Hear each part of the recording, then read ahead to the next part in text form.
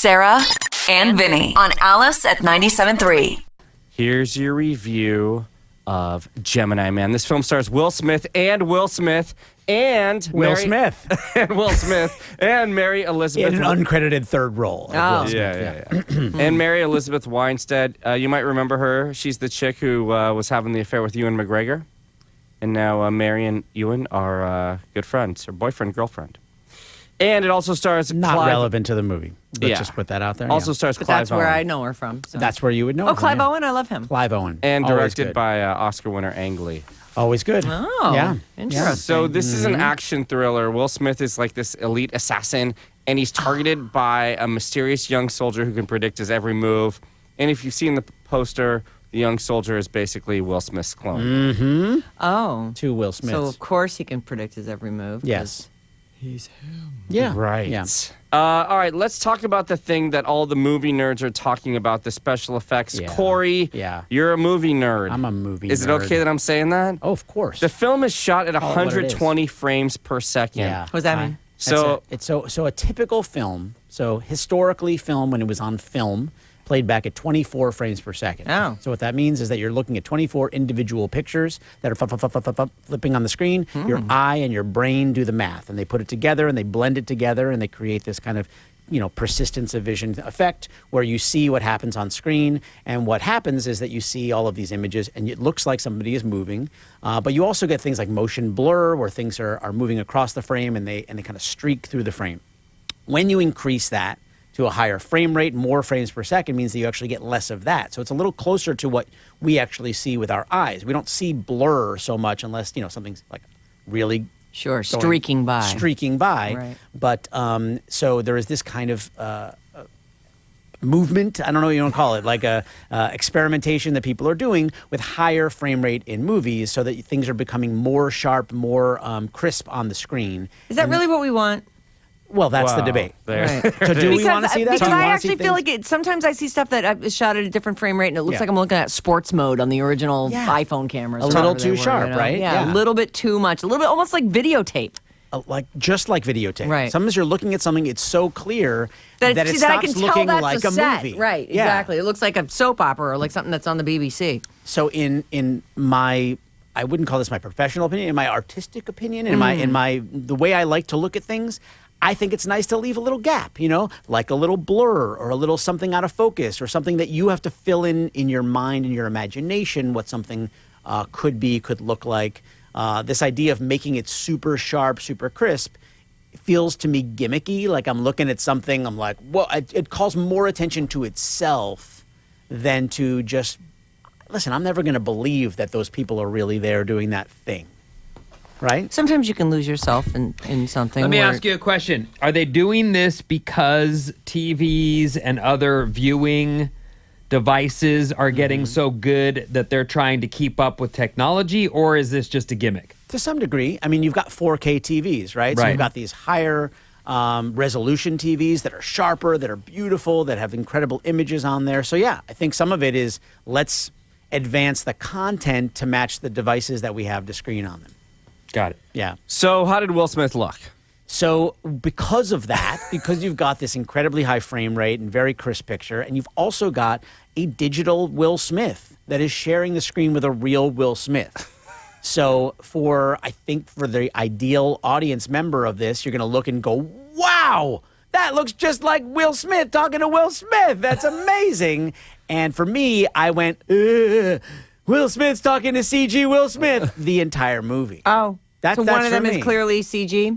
I wouldn't say clearly, but I think at the end it's clear. I never. Is the bad guy always CG Will Smith, or sometimes CG Will Smith the real? We're not saying good guy, bad guy here. We're just saying that there is a CG Will Smith and there is a Will Smith. Young Will Smith is. Yeah. Oh. How was the story? Did it remind you of any other movies? So many.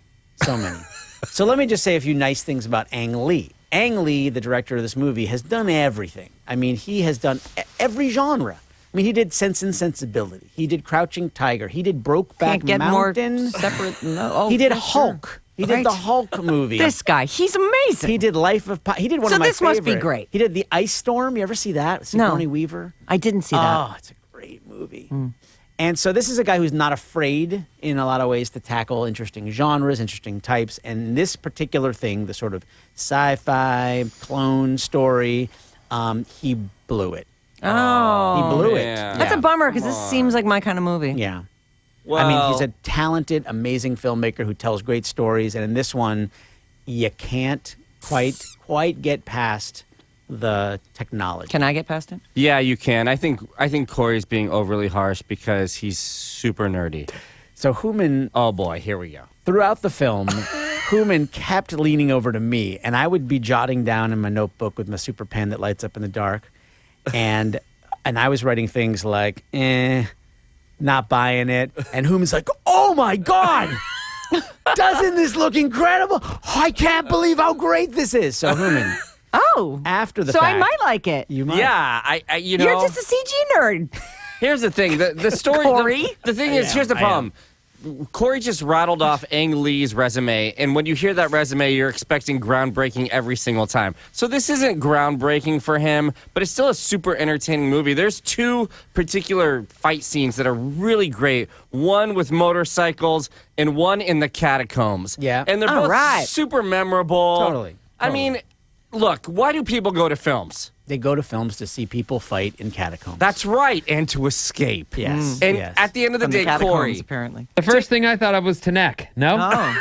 What You is don't go to Tenek? films to neck. You don't know necking? neck, yeah. Come on. We're so far removed from necking. That's what we do. And that's Neck. the other thing that Hooman tried to do was neck with me. I said, Lucky. I got to use my magic pen and write a few things down. Stop necking Hooman. Corey, Yeah. do you think this will be a good escape for most people? I think most people would enjoy this. I think it's, it's kind of a by the numbers, kind of Born Identity-esque kind of Nice. film. It's that. It's an escapist, kind of spy thriller. It hits all of those notes.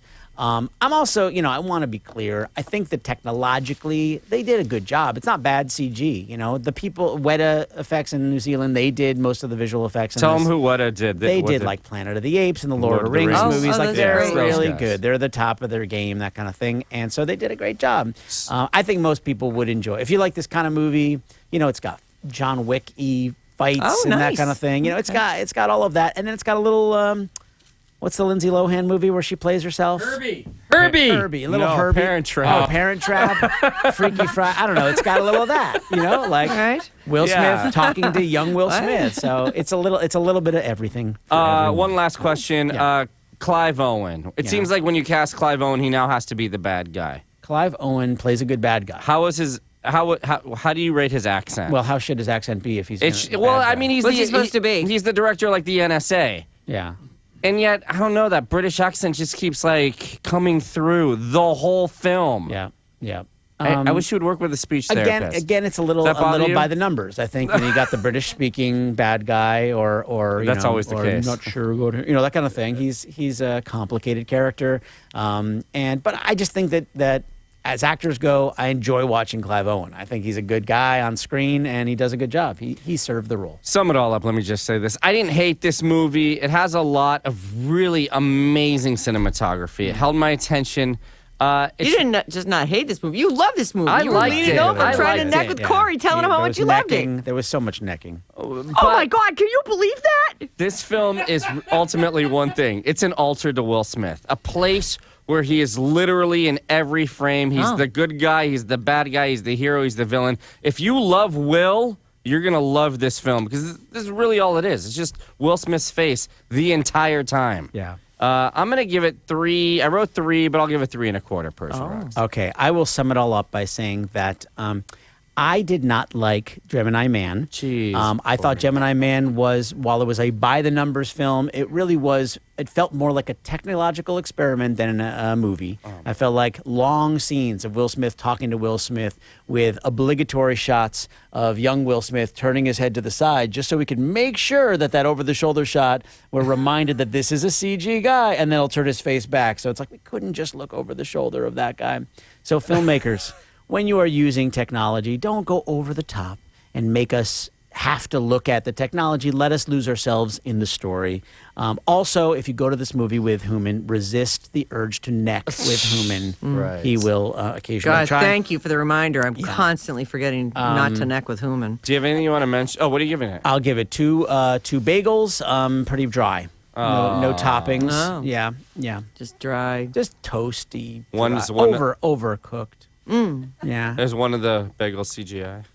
Yeah, Yes. the top half with a CGI top half. Everyone knows the top half is Yes, the bad one half. of the two bagels will be a CG bagel. Ta-da!